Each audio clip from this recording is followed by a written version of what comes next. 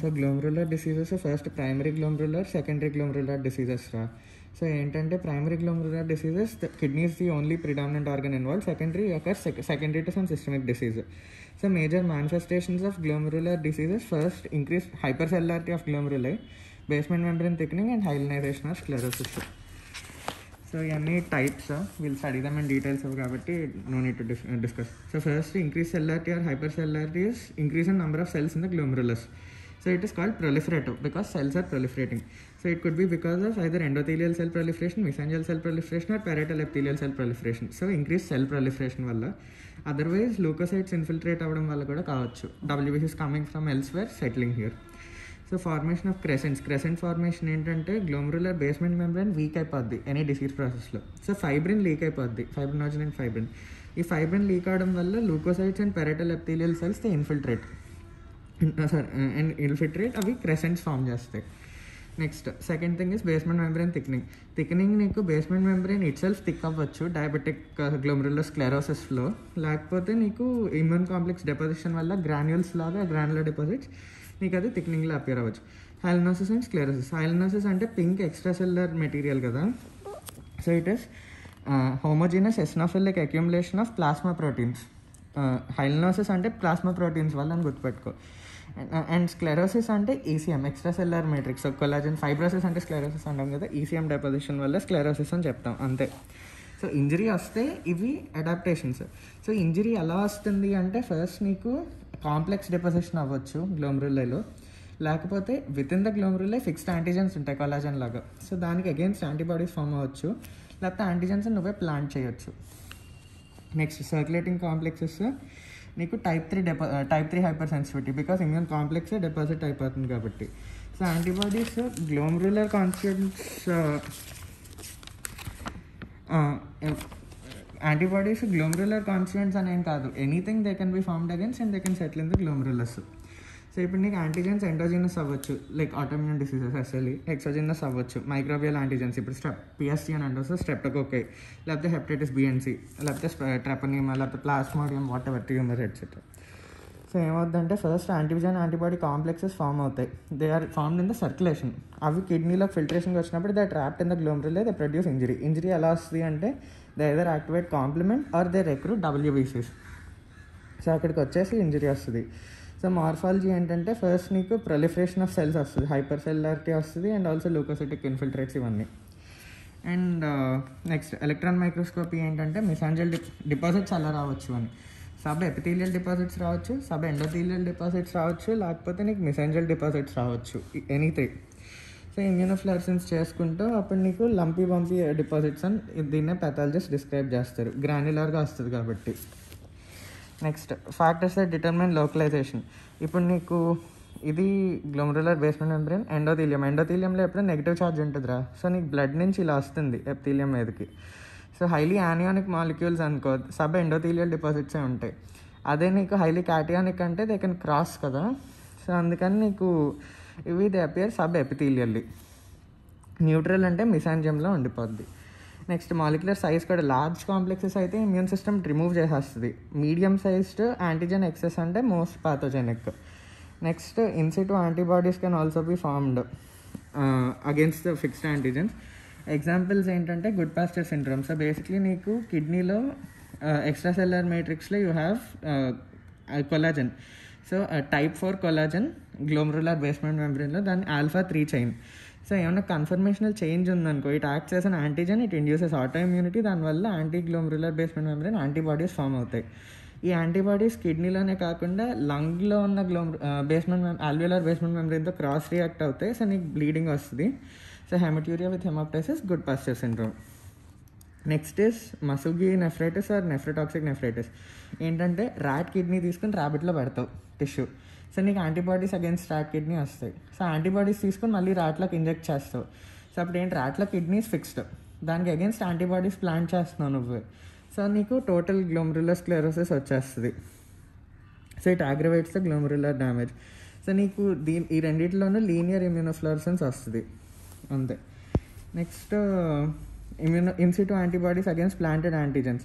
So ఇప్పుడు antibodies ఉన్నాయి, antigens నువ్వు ప్లాంట్ చేస్తున్నావు. సో ఎగ్జాంపుల్స్ ఏంటంటే న్యూక్లియోజోమల్ కాంప్లెక్సెస్, ఎపోప్టోసిస్ వచ్చిన బ్యాక్టీరియల్ ప్రొడక్ట్స్, ఇవన్నీ యాంటీజెన్స్. ఆల్రెడీ కిడ్నీలో దానికి యాంటీబాడీస్ ఉన్నాయి. సో అప్పుడు ఇన్సిటు ఫామ్ అవుతున్నాయి కాబట్టి గ్రాన్యులర్ ఇమ్యూనోఫ్లోరెసెన్స్ వస్తుంది నీకు. Example membranous nephropathy. Next human nephritis అంటే ఏం లేదు. సో నువ్వు ఒక మెగాలిన్ ప్రోటీన్ తీసుకుని దాని మీద నువ్వు ఒక యాంటీజెన్ ఇస్తున్నావు. ఇది actually brush border of the kidney preparation, దాని మీద యాంటీజెన్ పెట్టి నువ్వు ఇస్తున్నావు. So planting and antigen against the antibodies, rat develops antibodies. దీనివల్ల మెంబ్రేనస్ నెఫ్రోపతి వస్తుంది. ఓకే, మెయిన్ మెంబ్రేనస్ నెఫ్రోపతి వస్తుంది యూఆర్ ప్లాంటింగ్ ద యాంటీజెన్ అంటే అది. సో కాంప్లిమెంట్ యాక్టివేషన్ వల్ల నీకు బేసిక్లీ డెన్స్ డిపాజిట్ డిసీజ్ వస్తుంది. సో ఎక్వైర్డ్ ఆటో యాంటీబాడీస్ వల్ల complement activate అయ్యి నీకు డెన్స్ డిపాజిట్ డిసీజ్ వస్తుంది, C3G వస్తుంది. లేకపోతే another form is TMA, so thrombotic microangiopathy. Next nephritic syndrome ఏంటంటే ఫస్ట్ నీకు red cells in the urine, next oliguria, azotaemia and hypertension, mild to moderate. So next ఏంటంటే నీకు acute proliferative glomerular nephritis నీకు immune complex mediated. So exogenous antigens ఉండొచ్చు, streptococci లాగా, endogenous ఉండొచ్చు, SLE లాగా.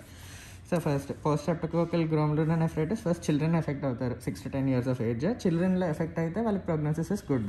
Adults అయితే it will progress rapidly progressing. Next it follows streptococcal infection. Group A beta haemolytic streptococci 1, 4 and 12 nephritogenic strains మాత్రమే. 1, 4 గుర్తుపెట్టుకుంటే 1 to 4 weeks it takes for the antibodies to form. Next primary infection is in the pharynx. Sore థ్రోట్కి 1 to 4 weeks తర్వాత వస్తుంది. So main antigen streptococcal pyogenic exotoxin, SPB కానీ లేకపోతే glyceraldehyde 3-phosphate dehydrogenase, G3 అది. So నీకు immunological basis ఉంది అని evidence ఏంటి అంటే 1 to 4 weeks, because it is the time taken for antibodies to form.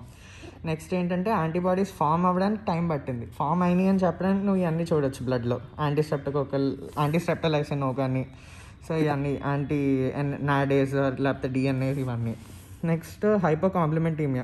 So నీ కాంప్లిమెంట్ గ్రాన్యులర్ డిపాజిట్స్ ఉంటాయి, సో బ్లడ్లో ఉన్న కాంప్లిమెంట్ తగ్గిపోద్ది. So aemia, hypocomplementaemia. So more than 90% of పేషెంట్స్లో ఇది చూస్తావు. అండ్ ఆల్సో తగ్గిపోతుంది complement deposits as dense deposits అని చెప్తావు. Granular immunofluorescence, electron microscopy, electron dense deposits అని చెప్తావు. నెక్స్ట్ స్ట్రెప్టోకోకల్ యాంటీజెన్స్ కూడా చూడొచ్చు గ్లోమెరులలో అని చెప్తావు. ఎలా అంటే SPB చూడొచ్చు అని చెప్తావు, G3PDH చూడొచ్చు అని చెప్తావు, and nephritis associated streptococcal plasmin receptor, నాప్లార్. సో మెకానిజం ఆఫ్ డ్యామేజ్ ఏంటంటే immune complexes are deposited within the glomeruli. They cause inflammation, WBCs వస్తాయి, and also they activate the complement and cellular mediators of inflammation. So they activate neutrophils and monocytes, and ఇక్కడ నుంచి hypercellular glomerulus వస్తుంది. So అందుకే basic morphology is that నీకు kidneys are enlarged and tail capsular surface. Next glomeruli ఏంటంటే enlarged glomerulus because of leukocytic infiltrates వస్తుంది, and also proliferation of the cells sir, mesangial కానీ epithelial కానీ whatever, endothelial. Next rarely proliferation of parietal cells, ఎందుకంటే parietal cells proliferate అయితే అంటే crescent అని చెప్తాం. So అది poor prognosis. Next tubules, red cell cast, ఇంటర్స్టిషియంలో మళ్ళీ WBC. అండ్ గ్రాన్యులర్ డిపాజిట్స్ చూడొచ్చు of IgG, IgM and C3. So ఇది గ్రాన్యులర్ ఇమ్యూనోఫ్లోరెసెన్స్. అండ్ ఎలక్ట్రాన్ మైక్రోస్కోపీలో you can see subepithelial deposits, దీన్నే హంపీ లంపీ డిపాజిట్స్ అని కూడా చెప్తావు. సో కోలా కలర్డ్ యూరిన్ చూడొచ్చు, మలేజ్, ఫీవర్, నాజియా ఇవన్నీ 1 to 2 weeks after the infection in the sore throat. So periorbital oedema, mild to moderate hypertension కూడా. Blood ఫైండింగ్స్లో నువ్వు మళ్ళీ hypocomplementaemia, raised streptococcal antibody titres, ASO titres.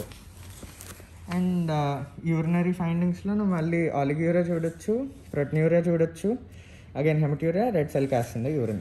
Next acute glomerular nephritis post infections కూడా కావచ్చు, again staphylococcal endocarditis తర్వాత వాటర్ pneumococcus తర్వాత virus hepatitis B and C, and parasites malaria, toxoplasma. And RPGN basically అది specific aetiology ఏం లేదు. Main thing is presence of crescents in the glomeruli. RPGN ఎందుకంటా అంటే there is rapid and progressive loss of renal function. So GFR rapid decrease అయిపోతూ ఉంటుంది, associated with severe oliguria, severe nephritic syndrome. So 3 types. Type 1 is linear Goodpasture syndrome. Type 2 is granular deposits. So you can see in post-infectious glomerular PSGN లేకపోతే lupus, IgA nephropathy. Type 3 is pauci-immune, అసలు ఇమ్యూనోఫ్లోరెసెన్సే ఉండదు. So నీకు యాంకా levels చూసుకుంటావు, దాన్ని బట్టి C యాంకా are P యాంకా, నువ్వు వెజ్నస్ గ్రాన్యులోమటోసిస్ and C యాంకా, పియాంక అయితే నువ్వు మైక్రోస్కోపిక్ పాలియాంజైటిస్ ఆ చెర్క్ స్టర్స్ చూసుకుంటావు. సో అంతే. నెక్స్ట్ గుడ్ పాస్టర్ సిండ్రోమ్ అయితే సేమ్, ఇందాక ఆల్రెడీ చెప్పేసుకున్నావు. సో మార్ఫాలజీ ఏంటంటే gross there is flea bitten kidney, petechial haemorrhaging ఉంటుంది. So kidneys are enlarged again glomerular nephritis కాబట్టి హైపర్ సెల్యులారిటీ వల్ల. Glomeruli again main thing you can see crescents in the glomeruli. And crescents ఏంటంటే ఎలా వస్తుందని మళ్ళీ చెప్తే fibrin leak అయిందని, పారాటల్ cells proliferate అయిందని అదంతా. So it indicate severe glomerular ఇన్సిటీ, ప్రాగ్నోసిస్ ఇస్ పూర్ అని. సో ట్యూబ్యూల్స్ మళ్ళీ రెడ్ సెల్ కాస్ట్ చూడొచ్చు, ఇంటర్స్టిషియం మళ్ళీ ఇన్ఫ్లమేటరీ సెల్స్ చూడొచ్చు, అండ్ లీనియర్ ఇమ్యూనోఫ్లోరసెన్స్ చూడొచ్చు. Electron microscopy you can see ruptures in the glomerular basement membrane, దానివల్ల ఫైబ్రిన్ వచ్చేస్తుంది. So it allows leukocytes, proteins and inflammatory mediators to leak into the urinary space. So urine findings haematuria, RBC cast and moderate proteinuria, అంతే.